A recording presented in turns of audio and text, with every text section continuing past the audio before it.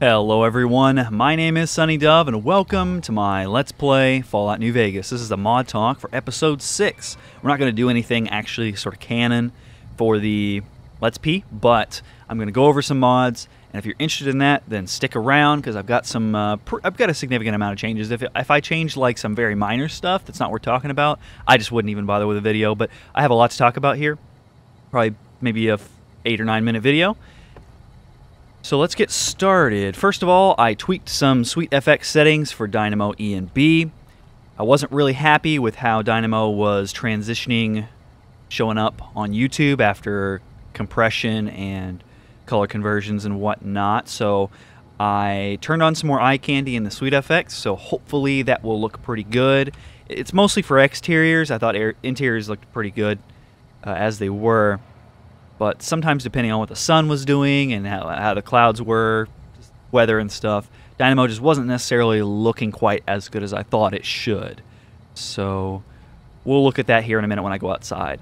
But the main mod I want to talk about that I added it's a pretty lightweight one, but it's really cool. It's called Immersive Minigames, and I'll just show you what it does. You see on the HUD there, it adds a little lock symbol to this door and this terminal. It allows you to bypass the mini-games in the vanilla game, and your character just attempts to hack or lock the object, or unlock the object. And you get a percentage chance, like a dice roll or what have you, based on your lockpick and science skill. And you might say, well, how is that immersive, Sonny? You know, at least when you play the mini-games, you're actually doing it. But the reason it's immersive is because it becomes more about your character's skill level proficiency in said skill rather than your ability to do the minigame once you've hit the threshold to attempt the terminal or the lock. And that's why it's immersive. Really cool. So let's look through the MCM for it. You set a keyboard hotkey. In this case, I set B. It untiers the locks. I meant to mention that. And that means you can attempt, not necessarily successfully, but you can attempt hard, very hard locks, even if you are not of the appropriate level. It untiers them. So, like this door over here is normally, yeah, it's a hard lock.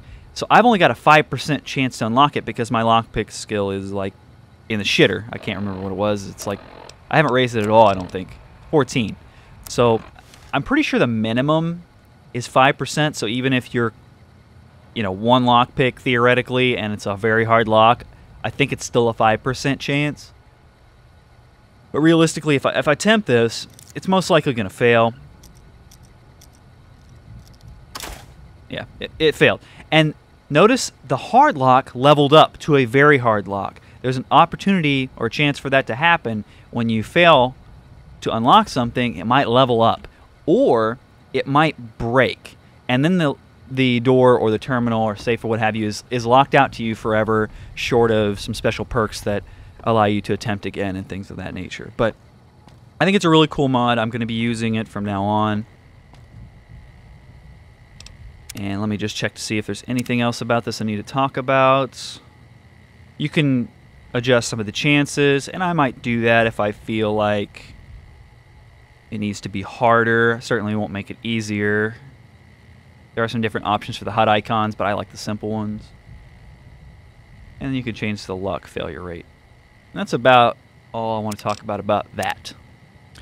So, next on the list, I was not happy with my ghoul trait that I started out with. I just felt like it wasn't affecting gameplay enough. So what I did was I added a new one. It's from the Playable Ghoul mod by Yukichi Guy, and it's simply called Ghoul. I added it to my character and subtracted the old ghoul trait, of course. Going through the well, I'll read it first. You're -2 to strength and charisma, but +2 to endurance, and gain mostly positive effects from radiation exposure. You're also heavily resistant to most chems, and even take damage from chems like Radaway.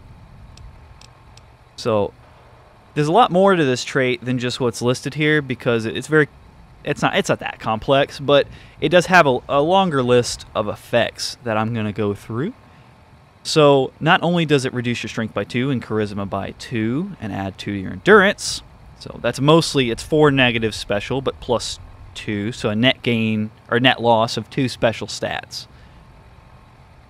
Beyond that, it also has, to be more specific, the effect of chems only lasts a quarter as long as normal, but the chance of addiction is only 10% as likely as if you were human. So my previous trait did have this, but I think it was half, the chems last half as long, and they're half as likely to be addicted. And I think the 10th as much as normal is, it's obviously, it makes you get addicted hardly ever, but I think that's really cool because I like the idea of chems being very, very ineffective to ghouls because of the radiation that they've been exposed to, or FEV virus in some cases. Then Radaway and Rad-X will cause damage to a ghoul if used. I probably have some Radaway or Rad-X in my inventory I could demonstrate that with. Yeah, Radaway, 2 HP per second for 10 seconds, so it would do 20 damage. But there's no reason you would ever use Rad-X or Radaway as a ghoul because of the radiation poisoning changes that are present in ghouls. And with the ghoul traits, I'm going to go through, let's see, positive, negative effects. For minor radiation poisoning, you get +1 endurance, +2 HP per second regeneration, and -1 radiation per second until you no longer have the minor radiation poisoning. With advanced, it scales up to 2 endurance, you lose 1 intelligence, losing brain cells, +4 HP per second, and -2 radiation per second. And this continues to scale up all the way up to fatal. And also, ghouls are unkillable by fatal radiation poisoning. It doesn't kill them, it just makes them more durable, less intelligent, less strong, and highly regenerative.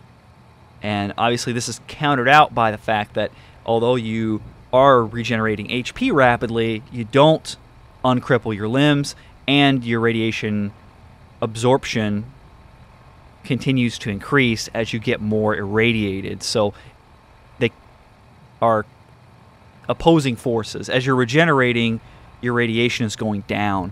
So in theory, I could go seek out a pool of radioactive goop and sit in it for a while and regen my health all the way. But for roleplay reasons, my initial reaction if I get hurt is not going to be, oh, well, there's a pool of radiation over here, so I think I'm going to go take a bath in it for a while so I can heal up to full. No, my reaction's going to be, I just got my arm shot and I need to go see a doctor because that's the most logical and direct way to deal with this. Or if I become more proficient in medicine and can use doctor's bag more effectively, I'll probably work on myself.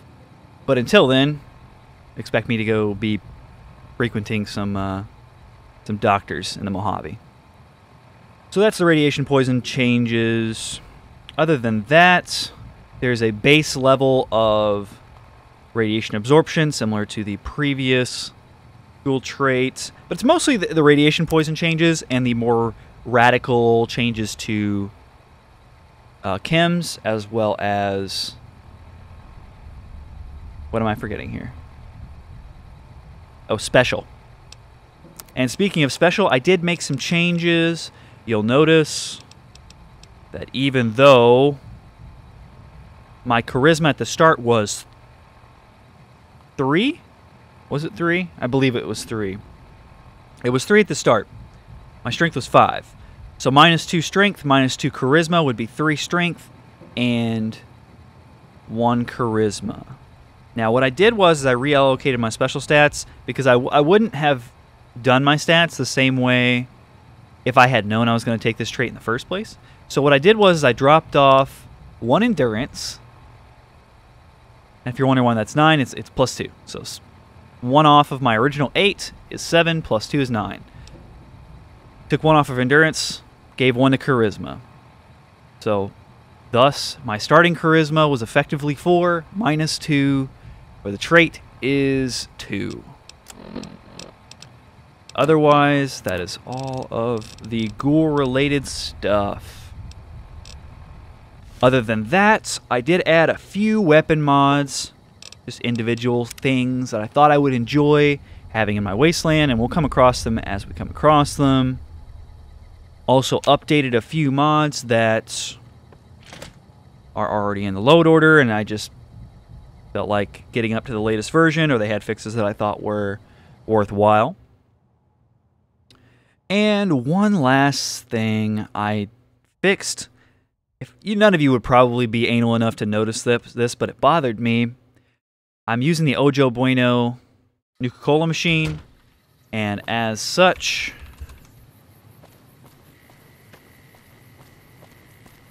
and over here in the Vicky Vance Casino, I'll show you.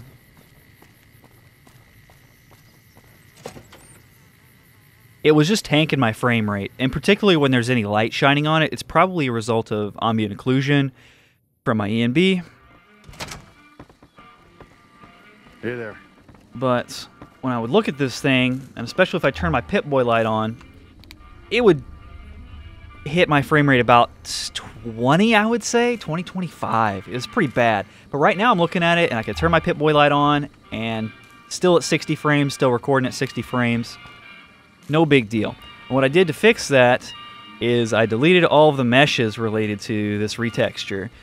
I figured if I used it purely as a retexture and didn't worry about like the animated fan and any of the mesh sort of stuff on there, it would probably eliminate the problem, and I was correct. And with that, I'm wrapping up the mod talk, guys. Hope you enjoyed. I apologize if it was boring, but, you know, I figure some people care about this stuff.